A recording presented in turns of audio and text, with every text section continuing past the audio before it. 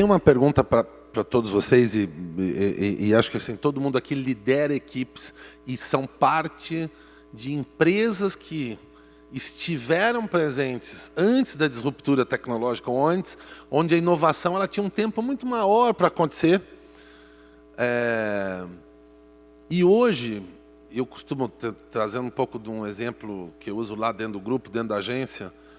O que me trouxe até aqui, com certeza, não é o que vai me levar para frente, é o que vai me matar, porque se eu ficar preso à realidade dos últimos 20 anos, como é que é isso? É possível inovar com as mesmas pessoas? Porque a gente carrega uma bagagem do passado. Todas as companhias carregam essa bagagem. Uma coisa é, vamos montar uma empresa, uma startup, a gente já nasce inovando. Você não carrega aquele peso. Agora, todo mundo aqui tem o peso, eu um pouquinho mais que todo mundo, carrego muito mais peso que eles, mas carregar este peso da transformação. O João Pedro falou bem aqui, todo mundo fala muito em transformação. E como é que é isso sob o ponto de vista humano? É possível inovar sem trocar? Ou tem horas que assim, inovação é trocar pessoas também? E eu vejo a GetNet trabalhando nas mesas ágeis, com vários novos produtos e serviços, e a gente inovando o que vai estar na app, se vai pegar a API da Mastercard, para onde é que a gente vai. E a gente bola tudo isso. Quando a gente chega lá no banco, que é o nosso canal de venda, 30% das pessoas que vão ao banco hoje, às agências, ainda são analfabetas. Então aí você para e olha, puxa, eu estou inovando, eu estou criando um monte de coisa nova, eu estou botando meu time para pensar, mas eu ainda não consegui chegar exatamente na necessidade da ponta. Então, esse inovar é sempre estar voltando para o início e se repensando constantemente. E sim, você montar suas mesas ágeis com todo esse pensamento do que precisa ser diferente, pensando em todos esses use cases, esses casos diferentes das pessoas que estão lá na ponta, realmente usando esse serviço e esse produto, é um desafio enorme. E eu sempre digo isso para o meu time, quando a gente está dentro das mesas ágeis, que é um pouco do que você falou, a gente pode pensar em muitas coisas e trazer muitas coisas novas. Agora, a gente tem que errar rápido.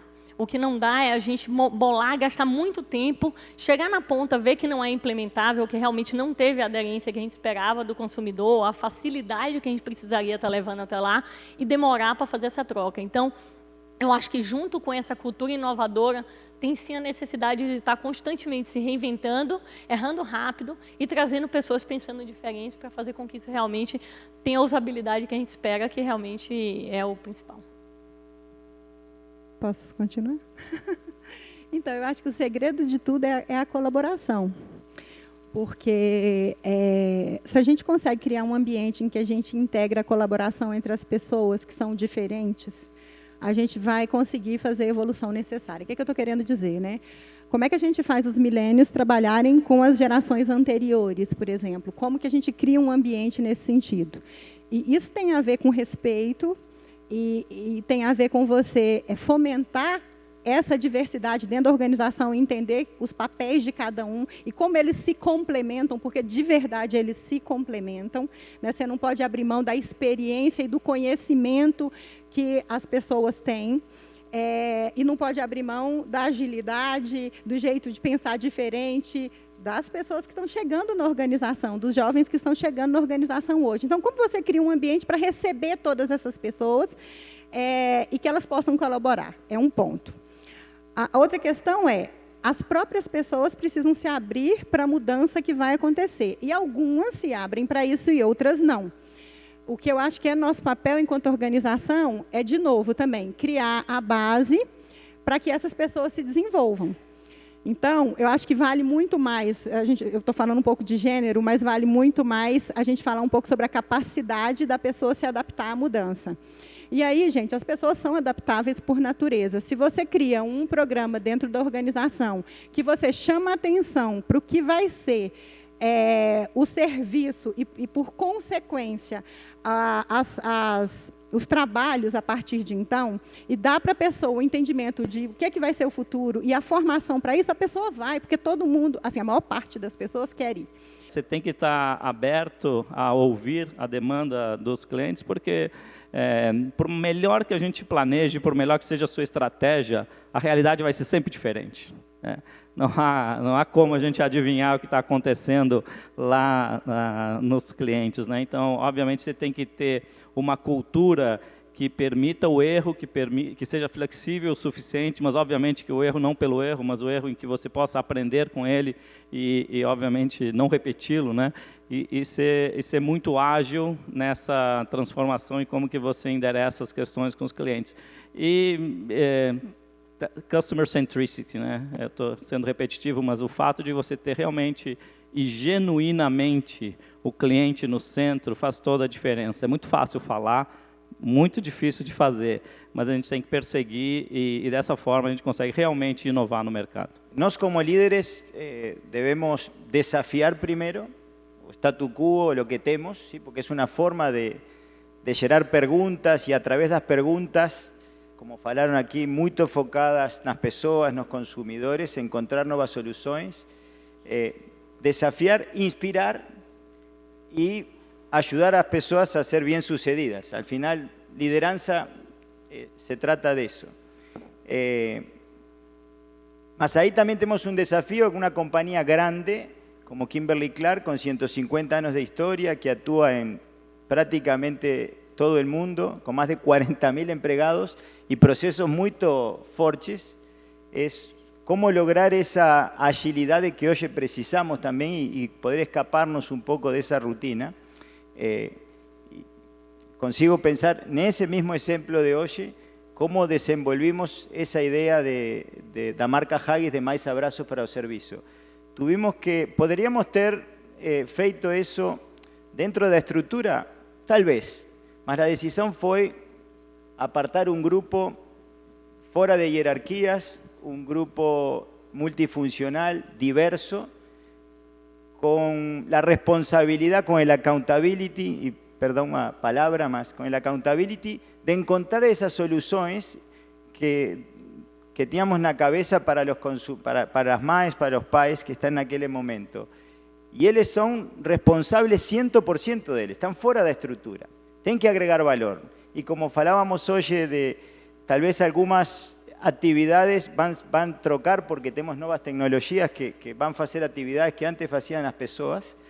No, en ese caso también tenemos que agregar valor, porque si no agregamos valor, no final no va a existir esa unidad. Entonces, acho que la decisión de Kimberly de empoderar ese time, ficando fuera, trabajando de un modo diferente a la organización, faz parte de como acelerar a inovação. Então, eu vou falar um pouco da prática da Alelo e não significa de modo algum que é a maneira correta, é a maneira ideal, é a nossa maneira, a maneira que nós desenvolvemos na Alelo para a gente trabalhar com essa questão de inovação. Então, eu tinha falado inicialmente que inovação para nós, fundamentalmente, é através de gente. 4 anos atrás, nós adotamos o Open Space, ou seja, todo mundo trabalha num lugar aberto, toda a diretoria, não tem portas, não tem salas fechadas, mesmo mobiliário, a gente convive com todos, porque a gente entende que para a inovação florescer, a gente tem que estar num ambiente aberto, a colaboração tem que estar reinando. E aí a gente olhando aí algumas evoluções, a gente falou assim, olha, a gente já está com o Open Space, mas a gente também queria dar um passo adiante, que é, vamos flexibilizar a jornada de trabalho. Às vezes a gente é muito mais produtivo, porque o Open Space requer concentração, né? Porque às vezes o barulho acaba a entropia. Requer fone de ouvido. Então a gente, há 2 anos atrás, a gente entrou com home office 2 vezes por semana, pegando do cargo, vamos dizer, de coordenação em diante. E aí, conforme a gente foi testando, implantando esse modelo, a gente chegou que estava numa maturidade boa, e esse ano a gente implantou para 100% da companhia o Anywhere Office, ou seja, deixar que o funcionário, se um dia ele está, eu quero estar trabalhando num projeto, quero uma coisa que preciso me concentrar, vou trabalhar em casa, vou trabalhar na praia, vou trabalhar no Starbucks, eu gosto lá de ficar no Starbucks, então a gente não restringe, a gente está ampliando o conceito de mobilidade, até porque se a gente está trabalhando como profissional do século XXI, a gente vai dar o quê? Delegar autonomia com responsabilidade. E eu acho que nesse ambiente que a gente consegue fazer com que as pessoas produzam mais. Mas eu acho que tem uma coisa que a gente não tocou aqui, que para mim é importante. É possível sim manter as pessoas. Depende do líder. Porque acho que é o líder que vai fazer essa pessoa se transformar. Porque é ele que vai fazer o engajamento, ele que vai fazer o comprometimento, a transformação, etc, etc e tal. Então, se você não tiver um líder capaz de fazer isso, a resposta para você é não é possível. Mas se você tiver um líder capaz de fazer isso, a resposta para você é sim. Então, eu acredito que as pessoas, sim, sempre têm seu potencial e sua capacidade. Eu não tenho dúvida disso. O problema é saber extrair isso de todo mundo para que a gente possa fazer uma equipe cada vez mais eficiente, cada vez mais focada naquilo que é o desafio que a empresa se coloca. Então, isso cria mais dificuldade. Porém, é o desafio e é o que é o gostoso de você trabalhar, né? E eu tenho uma coisa que, se você contratou bem a pessoa, no teu processo de seleção, logo na origem, quando você o fez, aquela pessoa vai ser útil para alguma coisa. O momento é saber, ter certeza que quem é o líder daquela pessoa soube encontrar o verdadeiro potencial daquela pessoa em cada um dos diferentes momentos. Na prática, o lema errar e errar rápido funciona em empresas com cultura de gestão financeira? Quando a gente fala em errar, não são em grandes lançamentos. Então, por exemplo, a gente lançou há pouco tempo uma portabilidade, que aí você pode usar no app da GetNet, você pode usar qualquer outra máquina, o que faz com que as pessoas não tenham que ficar comprando inúmeras máquinas no mercado. Por exemplo, aqui é um tema extremamente sério. Então, a gente passa por várias fases dentro dessas mesas ágeis, garantindo que essa experiência não tenha erros e sim corrigindo ao longo desse percurso muitas e muitas vezes. Então, para esse projeto, por exemplo, a gente teve alguns erros ao longo, mas onde a gente tratou com poucos. Agora, no dia a dia de pagamentos, a segurança é o que é fundamental. Então, quando a gente trata, junto com a bandeira e junto com o emissor, da transacionalidade, aí sim não comporta nenhum tipo de erro. Então, a gente tem que saber, sim, onde precisa da robustez do trabalho, onde tem, sim, o histórico desse cliente, junto com a confiança, junto com a segurança das ferramentas que precisam, e outro lado do meio de pagamento, que são com o lançamento de produtos e serviços, que aí sim comporta inovar muito mais fácil, com menos riscos envolvidos. Então, depende do que a gente fala inovar, depende do que a gente está falando de desenvolvimento, mas sim, é uma dinâmica interessante em pagamentos e que requer segurança, simples e rápido. Qual é a angústia, ou como é que vocês pensam daqui a 5 anos estarem, onde vocês vão ter uma outra geração, onde essa inovação de hoje, onde essa disruptura de hoje, eventualmente já está defasada? Realmente tem essa preocupação, principalmente com essas novas gerações que estamos recebendo nas empresas. Então a gente está pilotando, ainda é uma coisa relativamente nova, o que a gente está chamando lá dentro da Lelo de mentoria reversa. A gente está pegando o pessoal da geração Z, e pegando profissionais até 25 anos de idade, de preferência aqueles que são estagiários, recém-formados ou analistas, pegando esse pessoal até 25 anos, 25 anos é uma referência, não necessariamente tem que ser. E eles estão fazendo um processo de mentoria com a diretoria da Leno, onde a gente tem alguns temas que nós estamos elegendo. Então a gente está falando de diversidade, a gente está falando de transformação digital, a gente está falando de inovação, são pautas onde aí a gente, numa posição até de humildade aqui dos executivos, né, e eu participo desse piloto aí, a gente está sendo mentorado por essa geração, de maneira que a gente possa dar voz a esse grupo de profissionais que está chegando aqui na empresa. Então, realmente, a gente está preocupado com isso, a gente está querendo dar voz e ouvir e aprender com eles. Acho que ouvindo e aprendendo com eles, a gente vai conseguir fazer essa ponte, porque nas empresas, hoje em dia, você tem de 3 gerações, antigamente eram gerações de 20 anos, né, entre as pessoas. Hoje em dia está ficando 10 anos e às vezes até 5 anos. Né? Você pega uma geração, a cada 5 anos, os profissionais estão vindo com uma formação diferente.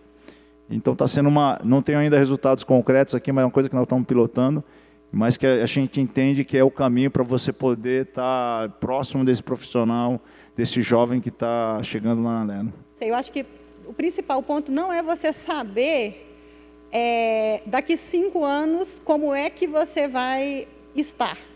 Porque certamente você vai errar, assim, não é você definir, daqui 5 anos é isso. Porque esse caminho vai mudar. Para mim, o principal ponto dado, obviamente, um plano de longo prazo em que você trabalhe hoje com uma possibilidade de automação, de digitalização e etc., de evolução, beleza, isso está lá.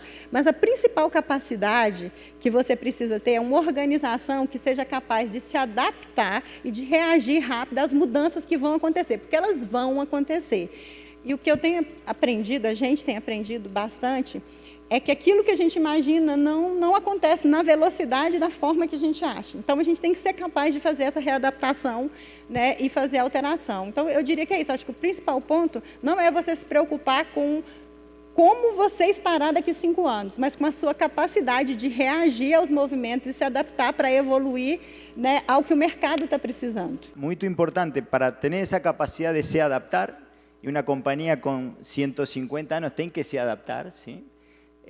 Definitivamente, es ser cada vez más flexibles y tener más parceros. Antes teníamos menos, tal vez. Por ejemplo, Musa, que parceros de facto teníamos pocos, algunos expertos. Hoy ya pegamos conocimiento de muchos lados. Tenemos menos capacidades. ¿Por qué? Porque todo aquello que hemos construido a lo largo del tiempo, no solamente ya no sirve algunas cosas, sino que peor, si hacemos eso vamos a estar haciendo cosas cerradas, o sea, ya vamos a ir contra algunas tendencias. Entonces, yo acho que muy legal es se adaptar a través de la flexibilidad, o sea, ya pensamos organizaciones muy flexibles, interagiendo, ¿por qué no?, con peers de la industria, con parceros diferentes que ayuden, por ejemplo, a facilitar la vida a los clientes y consumidores no pagamento, por exemplo, e trabalhar juntos, etc. Então, vá por aí. O grande desafio das empresas hoje é como que a gente consegue ter atratividade para que você seja escolhido. Porque hoje o processo é o inverso do que era antigamente, né? Onde a gente escolhia as pessoas. Hoje os profissionais recém-saídos da universidade, ou ainda nem saíram, né? Eles que escolhem. Então, assim, como que eles vão escolher a Atos ao invés de outras empresas, né? Então, essa eu acho que tem que ser a paranoia dos executivos, né? E não é uma missão de recursos humanos, né? Na verdade, é uma missão da liderança e de toda a empresa. E a propósito, nós estamos contratando, então quem quiser, fale comigo. Mas fundamentalmente é isso, né? Eu acho que a gente tem que ser atraente a cada minuto e a gente tem que reter as pessoas, porque hoje a guerra por talentos não é mais só entre as empresas de tecnologia, é entre nós todos aqui. Todos nós aqui queremos, né, profissionais de tecnologias ágeis, né, que saibam desenvolver em Java, e, enfim, coisas do gênero, né? Então, isso é uma transformação enorme, e o Brasil, apesar dos X milhões de desempregados, tem um gap para esses profissionais enorme, e só aumenta todo dia, né?